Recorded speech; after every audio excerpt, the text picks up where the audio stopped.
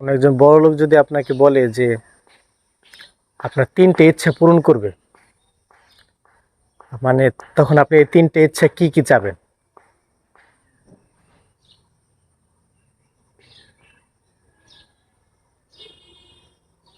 আপনার ১ নম্বর ইচ্ছা কি? আমার ১ নম্বর ইচ্ছা যে আল্লাহ আমার যে কদিন হাতে বাসায় রাখে, যদি আমি সুস্থ মতো বসে এক জায়গায় ঘোরাছড়ি ভাত খাওয়া করতাম, ৫ ওয়াক্ত জলামাজ করা করতাম, আর আল্লাহ আমার কানে শুনেই তো যে আমার এই সওয়াল দিকে মৌলানা পাশ, এই আমার ইচ্ছা। আর কোনো ইচ্ছা নেই। দ্বিতীয় ইচ্ছা? আর কোনো ইচ্ছেই আমার নেই।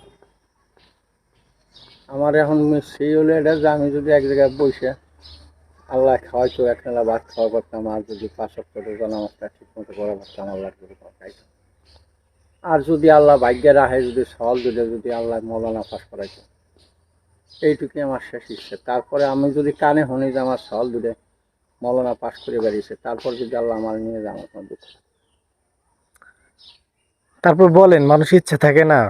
না, আর ইচ্ছের কি আছে আমার? আমার ইচ্ছের আর কিছু আছে? আমার ইচ্ছের আর কিছু নাই। কারণ আমি আল্লাহ ভালো মানুষ নিয়ে যায়, আর আমি মনে করেন একটা কিছু নিয়ে বসবাস করবো লাগছে। আল্লাহ আমার কোন সময় ডাক দেবে তার কোনো খবর নেই। এখন বাকি যে কদিন আসি সেই কদিন আল্লাহর গুণগান গাওয়াটা এবং আল্লাহর কাম করাটা, এইটাই হলো উদ্যান সভা।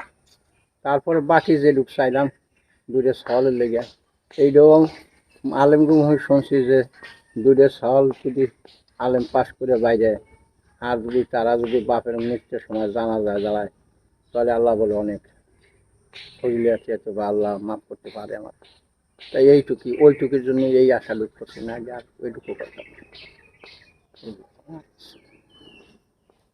আর কিছু না।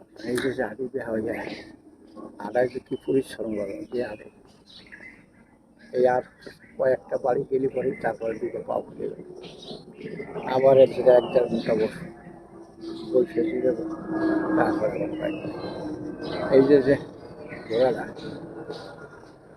যদি ৭ দিনের ভিতরে ৪ দিন যদি ঘুরি, তা আর ৩ দিন আসা পারি।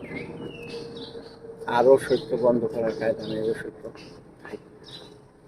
তো এই যে আজাব দুনিয়াতে। এখন এই কথা যদি কই যে আল্লাহ তুমি আমার নিয়ে যাও, তাও হবে না। তারপরে আল্লাহর হুকুম যখন দিতে, এখন আমার নাই পরিবার, ছেলে মেয়েরা আসলে যাওয়ার মতো চলে গেছে স্বামীর হাতে। এখন আমি একা কোন সময় দমটা বেরিয়ে করে